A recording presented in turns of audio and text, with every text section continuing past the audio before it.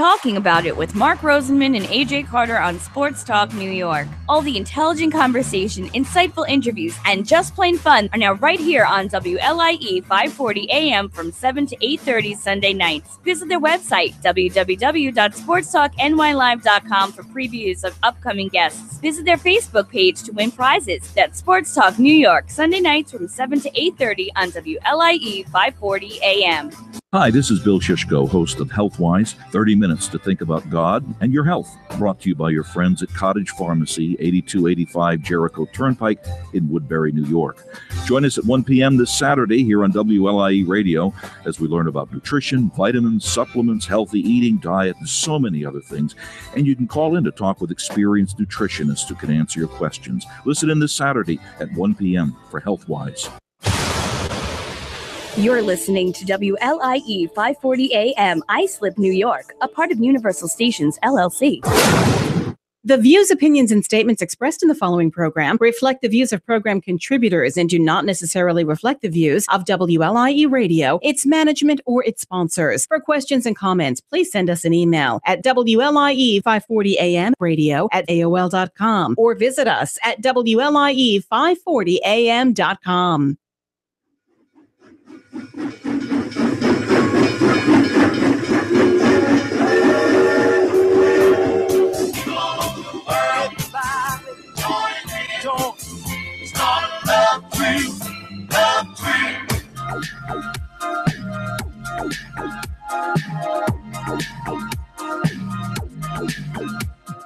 This is the Chapters Wrap on WLIE 540 AM, serving New York, New Jersey, Connecticut. Please tune in at www.WLIE540am.com, or you can call us, too, at 631-955-5400 to be part of this show. We serve, again, New York, New Jersey, and Connecticut. I am back in the studio.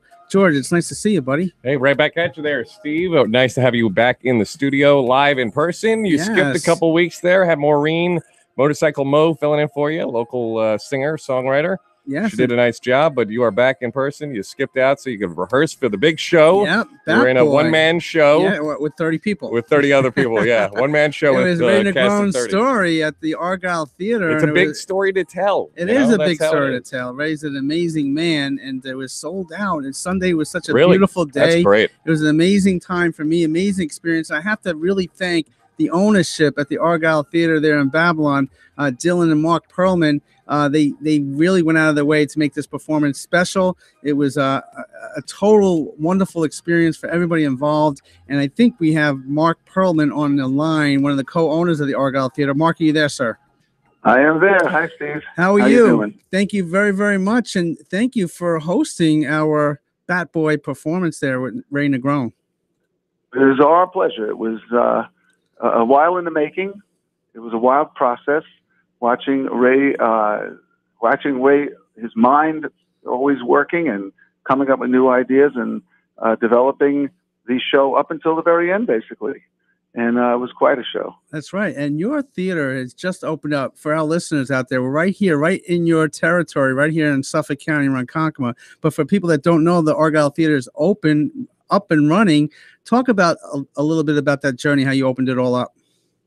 Okay, well, this was a Bowtie Cinema movie theater in Babylon on 34 West Main Street, right off of Deer Park Ave. And my son, who's been an actor, Dylan, who's unfortunately driving back from New Jersey with giant set pieces for our new show, Hairspray, that's opening July 12th. But so he can't be with us right now. So anyway, we started to pursue the thought about having a theater, a live theater. Dylan had been performing, and we said, you know what, maybe we could find something. And it was incredibly hard to find a venue, except for the movie theaters when occasionally they go out. It was a functioning movie theater, but the competition with the multiplexes pretty much put it in a position where they weren't viable. So They went up for sale, and basically blind bids. We didn't even know who we were bidding against. It was really, really a wild experience, a wild ride. It took quite a while. And that was September 2014 when the theater closed. We didn't acquire the theater till February 28th of 2017. That's how long the process took. And then the next 14 months, we worked on renovations to turning the movie theater into a theater with a live orchestra, a pit where we can have a live orchestra, a large pit. We have a giant stage that was built that Ray and the group know very well right now. And behind the stage, most people don't get to see. But the reason Ray was able to do it more than a one-man show is because we have 3 floors behind the backstage wall with dressing rooms and washing machines and bathrooms with showers and all this kind of stuff. And so the group, the 30-plus group, and then we had crew and other people, were able to house themselves there, change their costumes when necessary, get the props they needed, and know when they needed to come on. So, we opened up in just a couple of months ago. We opened April 21st. So we've really only been active for 2.5 months. And we so appreciate Steve and Ray and others for trying to get the word out, getting the word out to as many people as we can that live theater is back, and live theater is here in Babylon Village. And Ray's was one of a kind. It definitely was one of a kind. But people need to know, you city folk out there, if you're in Jersey or Connecticut or Queens or Brooklyn, it's only one train ride to Babylon. And when you get off that train, it's only 1 block to the Argyle Theater. So there's really no excuses not to go. And I think we really got to break that ice where people from New York City come to Long Island. And obviously, Long Islanders need to go to New York City every now and then. But your theater, you opened up with Guys and Dolls. You had a few other shows, and we were one of the first performances to perform on that stage. And I must say, with your staff there, the employees, the hospitality was top notch. Thank you. Appreciate that. What's interesting is this. What we're trying to get out to the public is our foundation is going to be Broadway type of theater. One of the things we're talking about is bringing Broadway to Babylon. And we are employing actors who are part of the professional union. So we have actors from Equity who come out here, who we've auditioned. When we had Guys and Dolls, we had 600 people audition with incredible talent, and we were able to get it down to 18 who were incredible and fit the bill and put on a great show. And now, similar situation with Hairspray, but we have a season of 6 shows, and then that's the calendar year. So we're starting with Guys and Dolls, going into Hairspray for the summer from July 12th to August 26th. Then we're going to be doing Peter and the Starcatcher, which is a wonderful play with music that has to do with how it's created. We're going into a major show for the holiday season, Hunchback of Notre Dame, and the 5th show, which will be in January and February. Very challenging show about adolescent angst and development, which you and I, as psychologists, have dealt with greatly in our practices and on our experience in education. We're going to be putting on Spring Awakening, and then we're going to finish out the year with a classic Broadway comedy, The Producers. Wow! So, and then in between, when we strike the set, when we take down the set, and then we build up the new set, we're going to try to do as many concerts and comedy acts and specialty acts and things as we can. It's really hard, so we have to be very careful in terms of when we can fit in these other activities. But we really need the community to know that there's quality theater on Long Island. There's other places beside ours, but we certainly have one more very good option, we feel. And I think that one of the rewarding things has been people who've come to the shows have been genuinely surprised with the level of the quality, not only of the venue itself, which we have, top-notch sound system and the orchestra and things like that, but the quality of the actors and production in general. So, you do such a wonderful job, Mark. And when I first saw you, we were first negotiating and working through all the kinks to put on the performance of Bat Boy. I was saying to myself, this guy looks familiar. I know him from somewhere. But then I realized, okay, he's a psychologist. So it is true that 2 psychologists could get things done if they work together, right? That's true. Yeah, more than people realize. And both of us been, involved in a lot of other things. We're pulled in a lot of different directions, but it's exciting. It keeps life spicy and keeps things exciting. And I know you're involved in a bunch of things yourself. Yes, but I also like the component that you and your son work together, because you don't see that too much in businesses, and the respect level that I've noticed between you two, and the the support that you give one another kind of transpires into your other staff, but also as a performer in this show, it kind of I felt that connection. So that was very helpful to know that on the leadership level, the administrative level at the theater, that you guys were on the same page. Yeah, I appreciate that. Yeah, it's been great working with my son. I've watched him grow tremendously the last couple of years to now. I mean, there's so many things that he really is overseeing, and there's things that I'm in the background. There's other things he's in the background, and a lot of the things having to do with the professional theater and the Actors Equity, and working with the agents who represent the actors, and dealing with a lot of the creative staff. Dylan tackles a ton of that stuff, and most of it really. And we've brought in an amazing artistic director who's got a 35-year set of credits from Broadway. His name is Evan Pappas. So Evan, we met 12 years ago when Dylan and were on a national Broadway tour of the play on Golden Pond.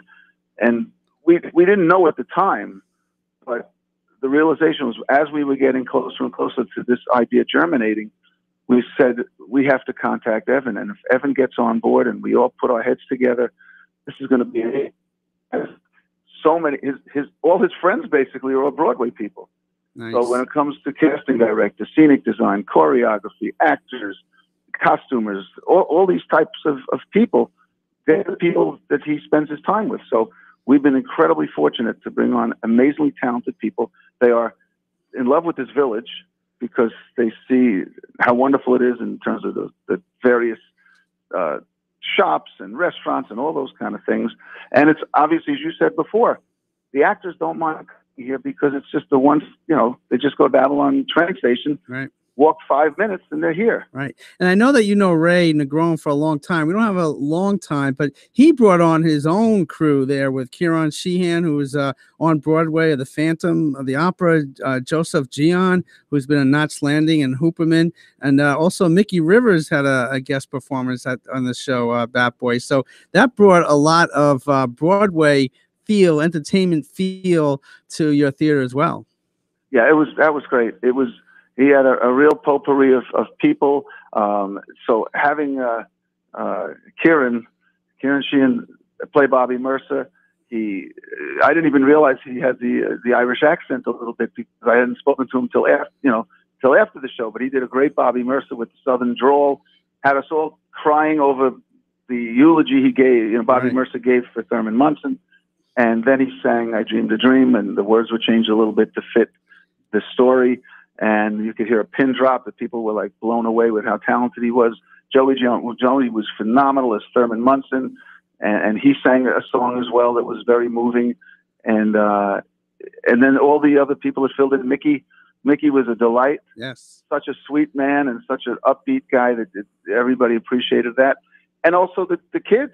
Yep. Ray was brilliant in bringing in these kids that he met at a book signing, I believe, in Oceanside. Yes. Next thing you know, he's got about 15 kids, high schoolers, who are from their theater program, and they really delivered. They sang some great songs that Ray had picked out with his staff that were really poignant and that fit the mood. And there's so many other people that were involved. Teresa, his wife, was involved from the get-go in terms of organization and management and teamwork and support. Right. No. So it was clearly a team effort, and I think Martin, his name is the guy who played Billy Martin. Yes, Martin. Awesome. He did a great job, and Teresa and all the others. I mean, they did a great job. I wish I could say everyone's name, but it was a lot of fun.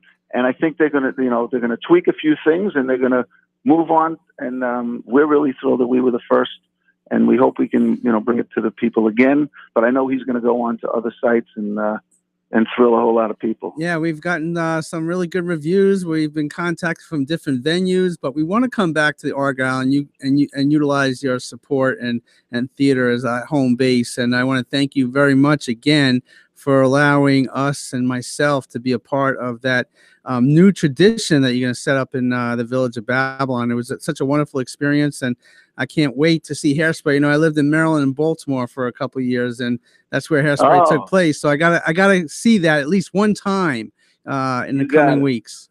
You got it. And I got to do one other little shout out. Sure. I don't know if anybody said anything about, there was this marshmallow salesman in the show, and he took a punch from Billy Martin, and he knew how to fall, And the guy who was the marshmallow salesman, do you have any idea who he was? I don't know, George. Do you know? Do you know who that was, George? I don't know, Steve, but sometimes I thought maybe you could moonlight as a marshmallow salesman. You think so? You think so? Well, he took the marshmallows you brought into the studio. You're carrying them around a lot. You're eating them in between breaks. Yeah, I had to take a 2-week hiatus, Mark, because I had to practice for my role and my fall on the stage. I was so worried about falling into the pit that I had to make sure I did it right. You did a great job. You did a great job, and maybe you got besides psychology and management and everything else. A little acting. There you go. It can't hurt, right? It can't hurt. It can't hurt. No. I could do this. I could do this, Mark. And you're certainly doing it at the Argyle Theater. Thanks so very much. Tell Dylan we said hi, and we'll definitely see you real soon down the road. Okay. Thanks a lot, Steve. Enjoy, everybody, and thanks for everything. All right. We're going to take a quick break and more Chapters Wrap after the break.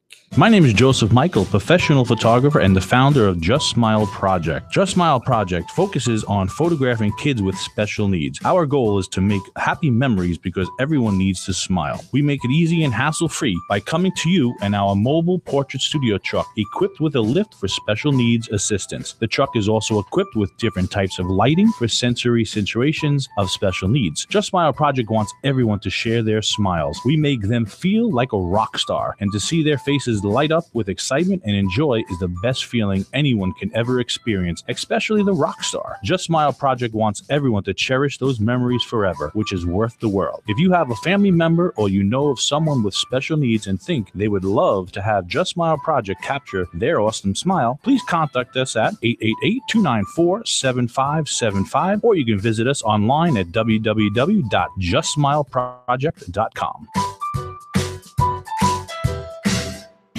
All over the world, everybody, join in. Start a love tree, love tree, love tree. Here comes the Yankees. Let's get behind the cheer the Yankees. They're gonna learn. This is the Chapters Wrap on WLIE 540 AM, New York, New Jersey, Connecticut. If you want to join in, please do it 631-955-5400.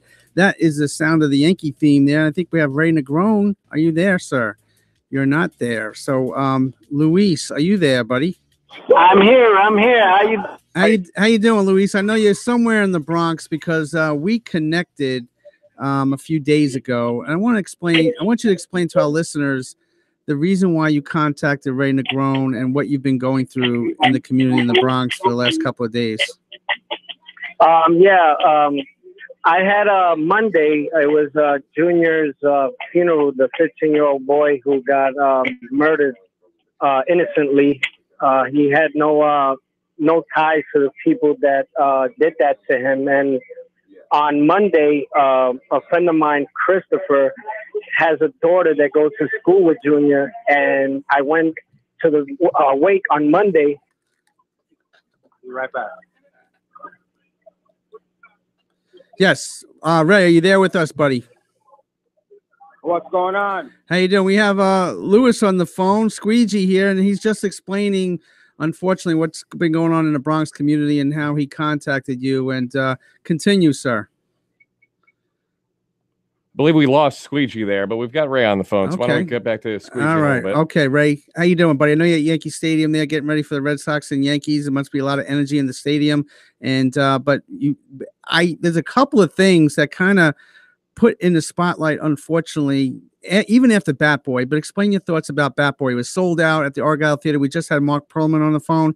And talk about your experiences at Bat Boy on Sunday. Well, you know what? It was one of the highlights of my life. What can I say? Because number one, I got to work with Steve Vaccaro, and we put a lot of work, a lot of effort into it, and it was a lot of fun. And we gave a lot of people opportunities that, generally speaking, they would not have had in general areas. And so I was very, very happy about that. Yes. And it was a sold out. And I know that you have plans and thoughts of taking this act on the road to different places. I'm sure we'll be talking about that and seeing it in the print and the radio media in the coming weeks. But I want to thank you very much. It was outstanding performances by so many people. And you were able to bring in some really high-powered profile people. Kieran Sheehan from the Phantom of the Opera, Joseph Gian, Mickey Rivers, and a couple of local talented people that all brought together on the stage to make one powerhouse performance. Well, it was a blast. It was wonderful to be able to perform for the crowd that was there, and they were very appreciative. And in turn, it just made me want to do it again. And I'm very grateful for all the fans that attended. And among the people that were there were like 5 bad boys from Yankees past, including Luis Castillo, who was there during that, representing the era of Derek Jeter. Yes, and Lewis is on the line right now. Are you back there, sir? Yes, I'm back. I'm sorry. It's Okay. the Wi-Fi in the neighborhood. No problem. We were just talking about the unfortunate incident that happened in the Bronx a couple of days ago. Lisandro Jr. Guzman Feliz was brutally murdered. A horrible story. But you, my friend, wanted to bring that. You saw what was going on in your own community, and you went to Ray Negron and you reached out to him. Why did you do that, and what kind of benefit would that serve the community there in the Bronx? I reached out to Ray because, it was such a story seeing the kid in the casket with a Yankee uniform, seeing his mother and his dad grieve. And I just felt that the Yankee present and what Ray Negron, when I called him and instantly said, yes, I'll be there on Tuesday, and showed up. And, the community needs this from the New York Yankees, because I know of George Steinbrenner when I was a bad boy. He helped the community and was involved with the community. And this was an important message with Ray Negron and representing the Yankees and being there and supporting the mother and the father and saying a little prayer. It kind of eased, the family, because the community needs this. Our neighborhood, I live in the Bronx. I'm in the line of, the fire here. I see violence every day. I preach to kids, education is important. And Ray being there and representing the Yankees was so deeply appreciated, because it shows that the Yankees care. It's not just only about baseball. And it showed all the community, and the community has been talking that, Ray Negron went, and, the family was very appreciative of it. And we just, I felt that Ray being there, and hopefully something what the Yankees front office can do for this community, and come talk to these kids about, education and sports, and leaving, the violence and gangs and stuff like that, because, it feels like the Bronx is burning again. So, Ray, when you got that call from Squeegee, Luis Castillo, what was going through your mind? And I'm sure you might unfortunately been through this over the years, but when he called you, what were your thoughts? You know what? It wasn't, for me, it wasn't about the Yankees, even though if I wasn't a part of the Yankees, it wouldn't have the same effect. But it was about the fact that I have so many family members living in the Bronx, the fact that I am a father, the fact that just like that kid was picked up for mistaken identity, that could have been one of my sons. That could have been one of Lewis's sons. And the thought that the parents have to live with, that how that boy was killed, is something that haunts me. So naturally, when Lewis called me up, I had to be there. There's no question. Lewis, hey, I lived in the Bronx, but I moved away. You know what I'm saying? And but Lewis is there every day of his life. Lewis was a bad boy. Lewis knows what it's like to be a champion, because he was a part of 4 world championships. But like I said before, it's about the fact that he's there every single day, and I felt the alarm in his voice when he asked us to please come. And it's not that I was there; it's that Lewis and I were there, and that we don't forget where we come from. And that's such an important message. And I thank Lewis for making that connection. I'm sure the NYPD were supportive of your efforts, but also the whole community there, because maybe Long Islanders don't get a sense of the community, love that community has, or different communities in New York City has. But you could definitely feel it there, because that their love was given back to the parents of Lisandro. Well, yes, I commend the New York Police Department, because they didn't act like people expect them to act. They acted like guys that really did give a damn. And they showed respect for Lewis, and they showed respect for me to be able to, in essence, reach out to the family and say, "Hey, we love you." Because they definitely in the need of the support that me and Ray gave them, and it's like Ray said, it could have been one of my kids, it could have been one of Ray's kids, it could have been one of your kids, Steven. It could have been anyone's kid, and this has to stop. The violence has to stop. I'm promoting a slogan around my neighborhoods and my community, sports up, guns down. We have to talk to these kids and educate them that the streets doesn't leave you anything. It leaves you in jail or dead. There's nothing glorifying of being in a gang or anything like that. And, being there and supporting Junior's family really touched my heart. I cried, and I'm still hurt by it. I know the world is affected by it. And I feel that, as a community, no matter what age, what race, we can all get together and make our community much better than it is today. So, Lewis, you're a parent. So you choose to stay in the Bronx because of the love that you have for that community, and vice versa. You could easily go somewhere else, but you're implanted right there. Why do you do that? Why do you want to continue to be in that community? This is where I was born and raised. I feel that God has left, me here to, still here for a reason, to help these kids. I have a lot of kids from the neighborhood that look up to me. Every time they see me, they feel that, I made it to the Yankees. I wrote a book.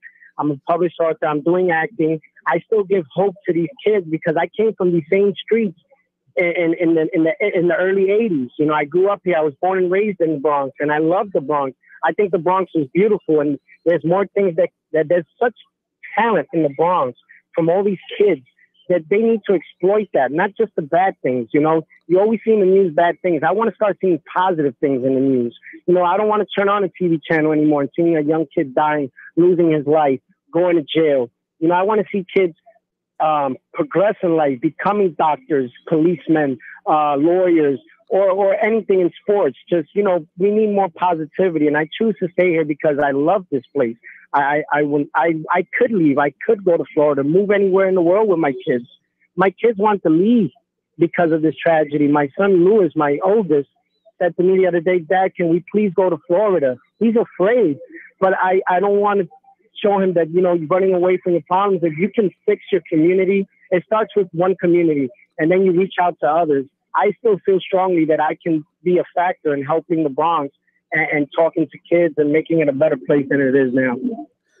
Well, it's so fascinating that you and Ray have been bat boys for the New York Yankees, and within minutes, you guys are supporting one another, but to support a community and try to hold that community together. It was an unbelievable experience, and to see the different people lined up to pay their respects. I mean, it was a unbelievable emotional experience. Tragedy shouldn't only bring us all together with what you guys saw. I feel that we can do this on a normal day and get together with each other, love each other, hug each other, tell each other we love each other every day, not just when tragedy happens. And I feel that, what me and Ray did maybe can spark something here in the Bronx, and we could keep talking to these kids and our communities and getting parents more involved, and tell your kids every day that you love them. Because today, we hear today, we're not promised tomorrow, but if we here at the moment, we can try to make a change. We can try to make our place a better place where we live. Ray, what do you think about what Lewis is saying? Hey, listen, you see I'm quiet, right? Yep. How often does that happen? I don't even know when the last time you were quiet. Okay, so, I mean, he put it right on, and hey, I'm proud of Lewis, and I'm proud of everything that he tries to do. And Lewis is one of the most underrated people that ever come out of the Yankee organization, period. Well, that's... Thank you. I love you too, brother. I really appreciate you. And like I said, man, I told Ray this, Steve, the other day, and I don't know if it hit him, and I know he tells me stop every time I tell him, but his heart is so big, and he's a genuine human being. And he reminds me, and it gives me goosebumps when I say this, he reminds me, and it's installed in him, and I know it is, the boss, it lives in Ray Negron's heart, because he does things the way the boss would do, and that's called tradition. And I respect that, and I love my brother for that. Well, you Well, I gentlemen, appreciate you. this is an incredible segment because you brought the attempt to bring that community, to hold that community together for those parents and for Junior.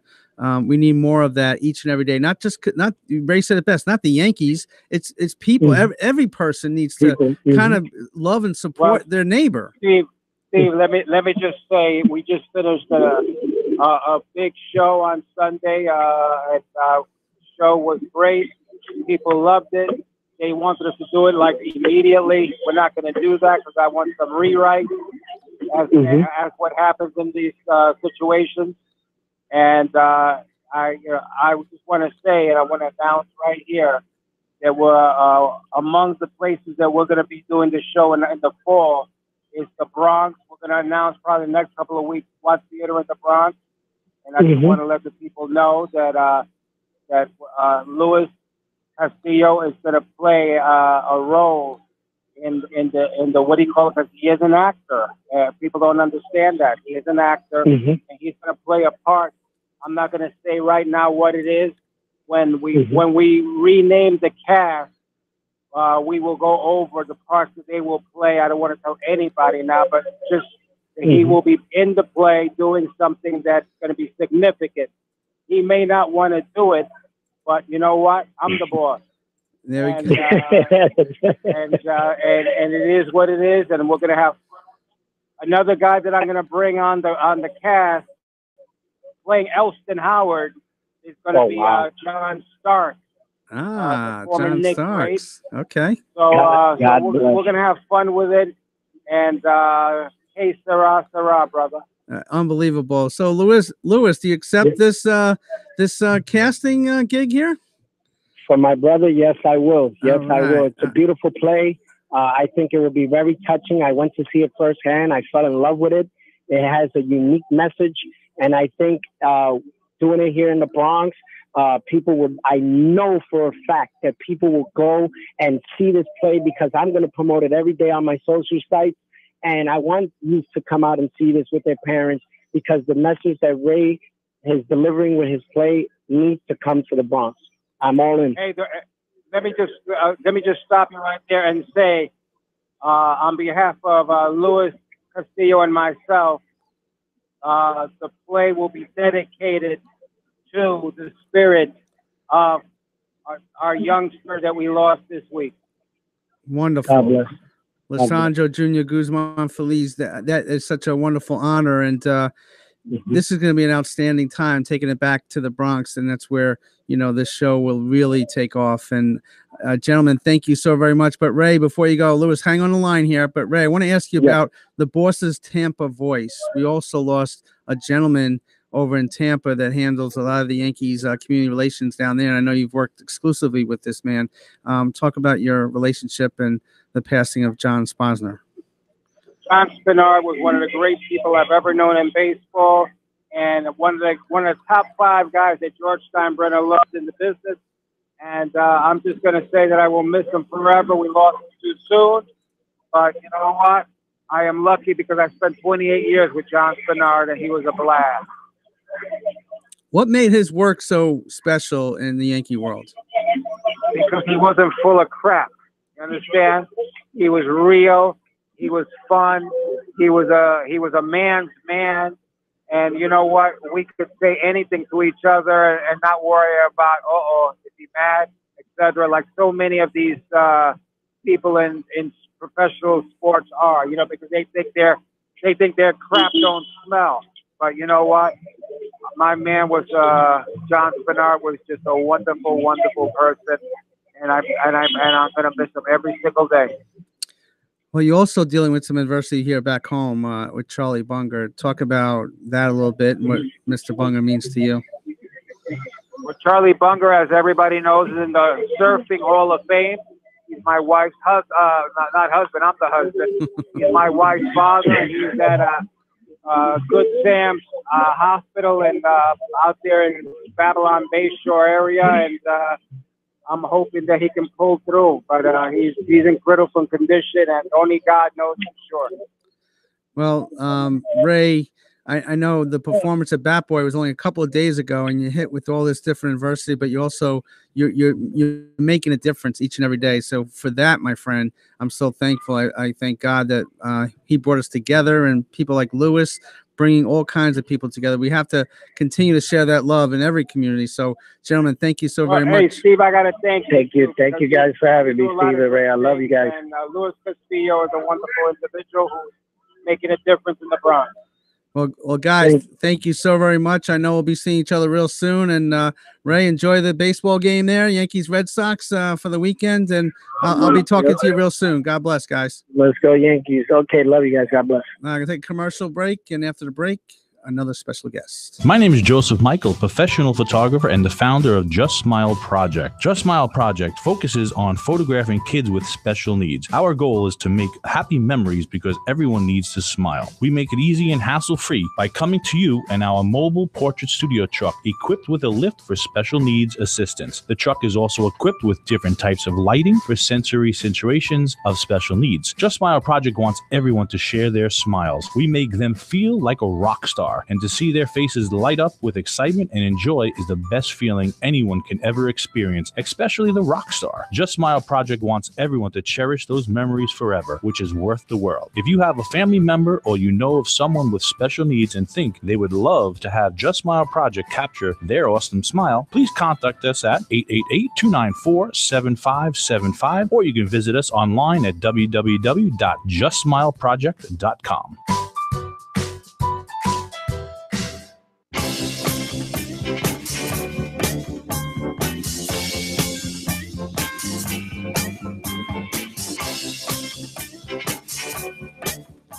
This is the Chapters Wrap on WLIE 540 AM, serving New York, New Jersey, and Connecticut. If you want to join this love train, please do it. 631-955-5400. We're also on the web, the internet, www.lie540am.com. They can see the live video there as well. See the live video there. But George, it's good to get reacquainted with you.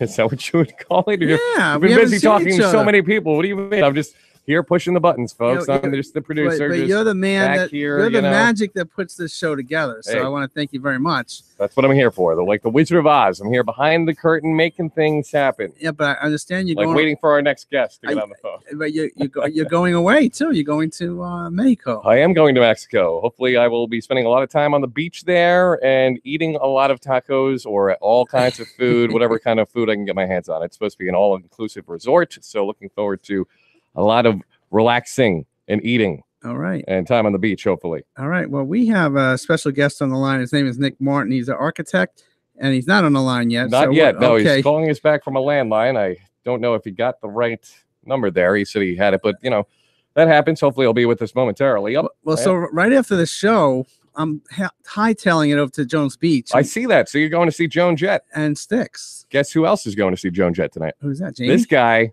You going? Oh, yeah, buddy. Oh, you're going. I got to get out of here after the show, too. Let's wrap this up. Where are your seats? I'm not exactly sure. I'd have to look at the ticket. I bought them a while ago. So are you there for Joan Jett or are you there for Sticks? Definitely there for Joan Jett. Okay, I'm there for Sticks. But really? Joan Jett's you would say girl. that. You would say that, yeah, Steve. Come sail Sticks away. Fan. Joan Jett is great, though. I mean, she lives on Long Island. Got to support her. We do have Nick on the line now, so we can stop talking about how great Joan Jett is. She looks like she never ages. No, she doesn't. But you got your next guest here. Yes, Nick Martin. You there, sir? Yes, I am. How are you tonight, Steve? Good. Thank you for joining us here on the Chapters Wrap on WLIE 540 AM. And again, if you want to join in, please do it 631-955-5400. If you could share with our listeners a little bit about yourself, because you do amazing work. And I think everybody needs to hear your little journey on how you got to do what you've been doing. Thank you. So, architecture is an interesting journey. There's so many different kinds of architecture and different kinds of ways to get to the end. But in the end, we, it's a little more about each personality. So for me, my parents had traveled the world, and my mother was an archaeologist and painter, and my father was a financial person. And in the end, I sort of learned from the travel and from the experience that if you can communicate well and create art while you're doing it, you can do amazing things. And that ended up being sort of the target of the whole experience. Now, talk about your educational background and how you got to be your early days when you became an architect. Sure. So we had traveled to South America and lived in England and Germany and came back to the U.S. And during that time, as I said, there was a lot of different, archaeological digs and different points of view that my mother and father kind of introduced me to. And so when I went through high school, which is a boarding school up in Connecticut, I ended up learning that art and architecture kind of ended up being what I was interested in. I didn't know at the time that it was really about the making that I was interested in construction. So I started in construction doing sort of furniture and some carpentry that was mostly in framing and finish work, and then ended up doing some travel. And in that travel, did a program with a Harvard school where I learned how to sort of take apart elements and create from them, sort of deconstruct and then reconstruct. So I did that program and then went to Pratt Institute in Brooklyn, which was a fantastic experience. And then through that period learned a little more about modern architecture and some about historical architecture, and blended that to a fellowship with Wlie Siegel, which was a fantastic firm in New York City that was doing the Guggenheim Museum and a number of important houses, Michael Dell's house, Barbra Streisand. And so while I was in school, I was actually in a program being paid with Wlie Siegel, and that was sort of the beginning of the sort of the finite journey, which was at this point 22 years of doing architecture. Well, we're talking to Nick here, and you've just recently won 2 architecture awards from the East End magazine for 2 different projects in the Hamptons. Talk about that for a little bit. So the Hamptons is an interesting place. It's really catering to the 1% in the world, and what that allows you to do is to put a lot of craft and effort into the structure.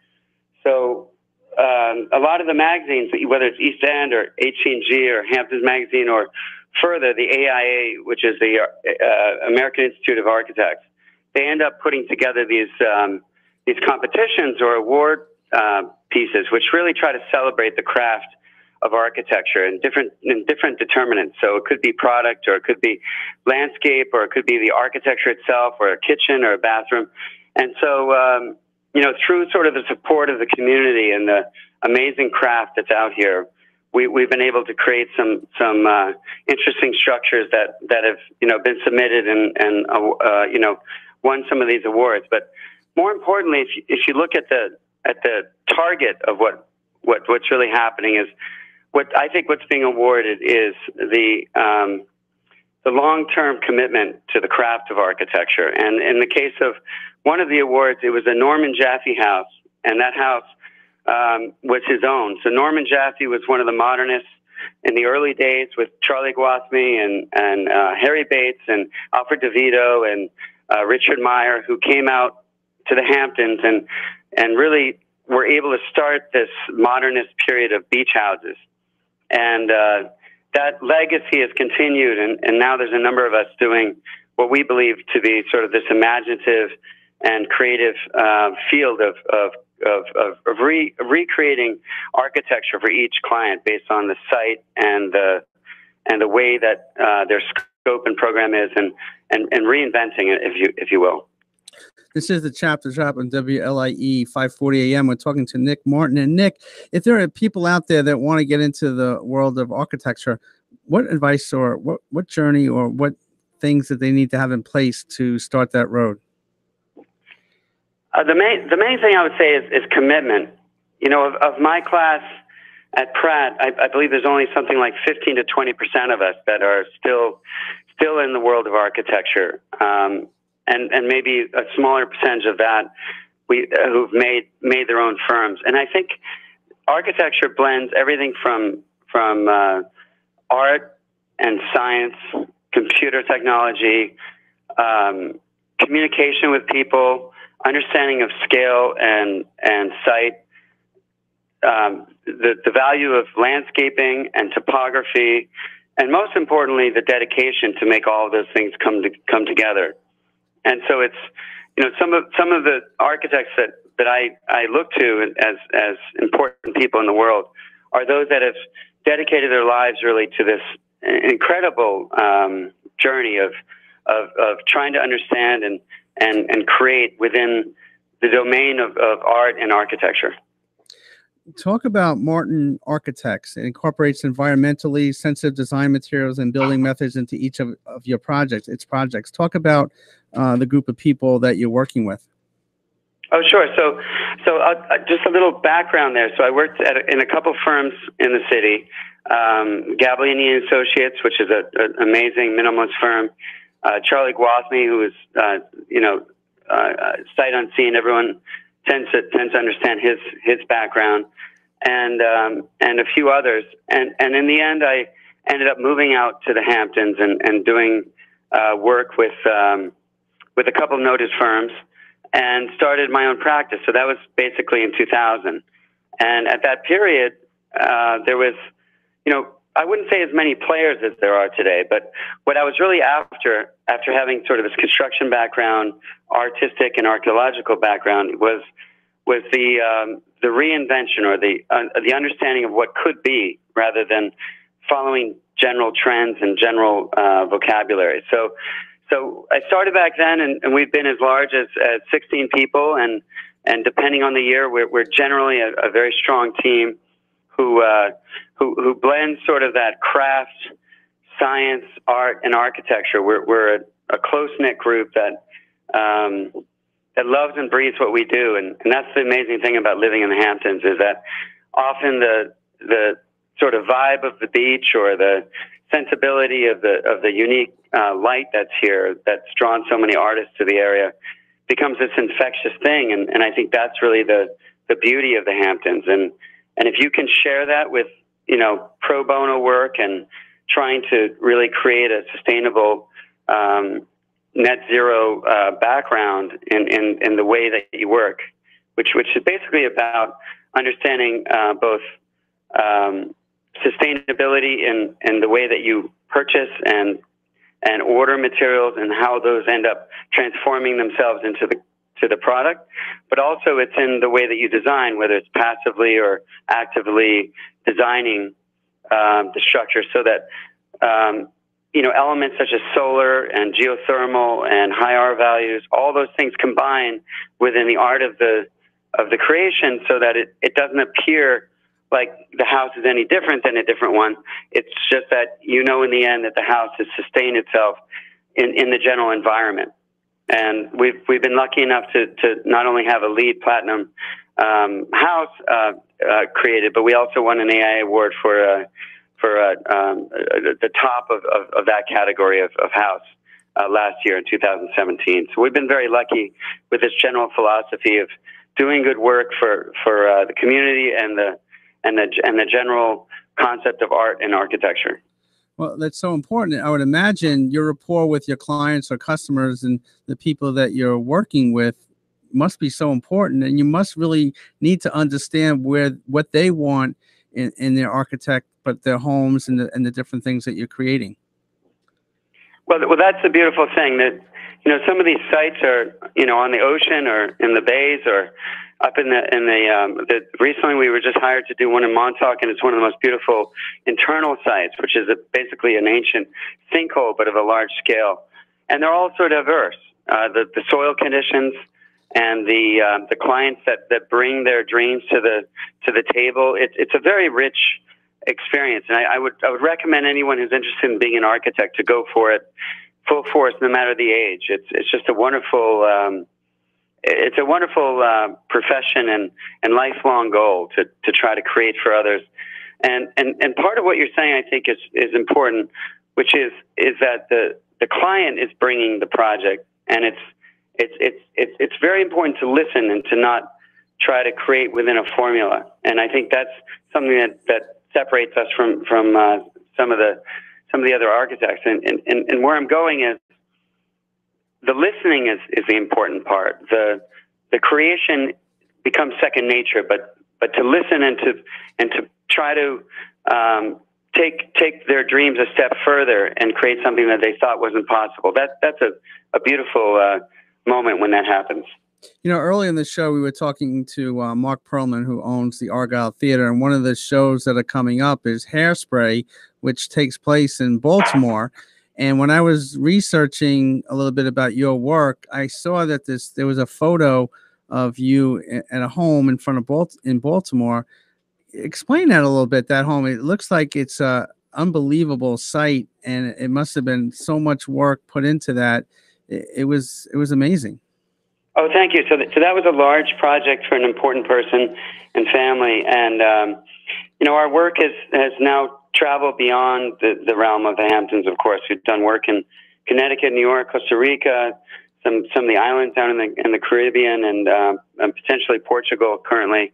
And I think in the end that language that you learn after doing this for so long, and the incredible mentoring that I believe I've had, has led to being able to do projects of that scale. So that was a house that was roughly 16,000 square feet initially. We added another 12 or so, and it was a Georgian house from 1819, and so we added a modernist piece to it. But the way we deconstructed and then reconstructed it was sort of the magic, and the landscaping and the materiality, and I think the client was just such an interesting couple that it sort of fed to creation. And so there's many important elements in that project.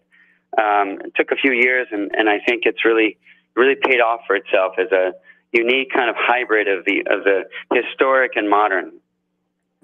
Amazing job, and your whole career is amazing. But we're almost out of time. But I know that you lived in the Hamptons, so you must do a few different things when you're not doing that. Do you surf? Do you do anything outdoorsy?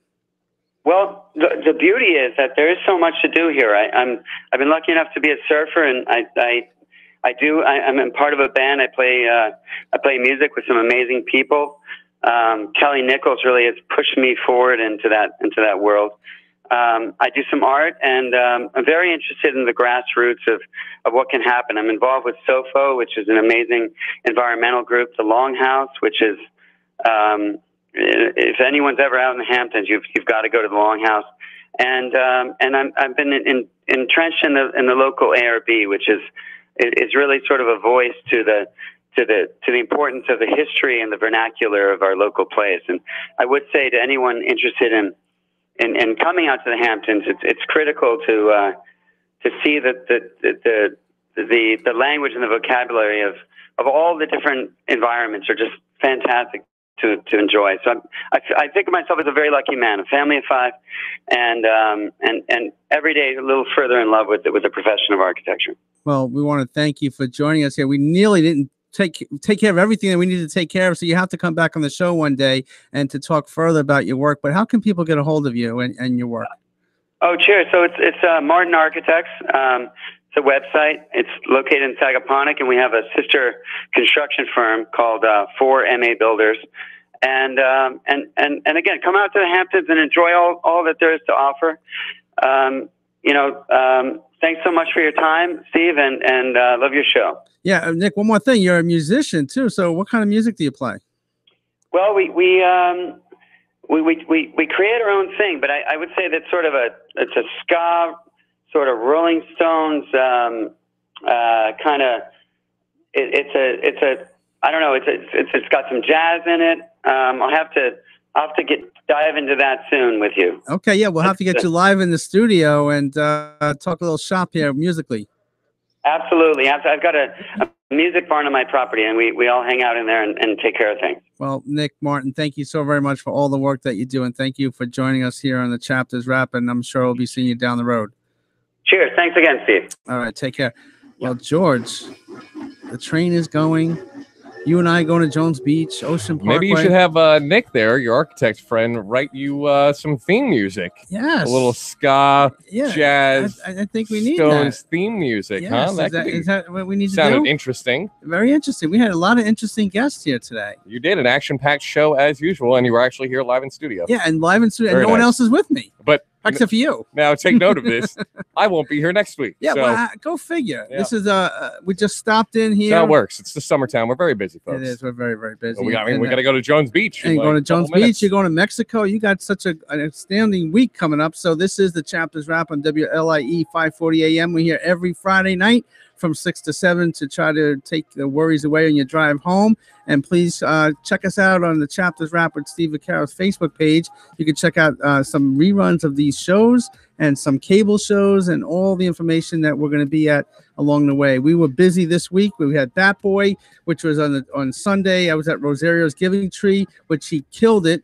That night. How was that event? It was amazing. It was amazing. A lot of big support there. Big support. So thank you for playing it. We're at the Brooklyn Cyclones game on Tuesday with our Bat Boy Choir. They sang before the game, all over the place. Cool. And we were at Samantha's in Northport for a Christian rock band, Gracious Vine. So we were all over the map. That's why I couldn't be here. Chapters Wrap. The Love Train. It's all over. Train. It's all over the world. All right. Now, and now we're going to Jones Beach. God bless. Have a great weekend. It's going to be hot out there. Be careful, guys. Love each other.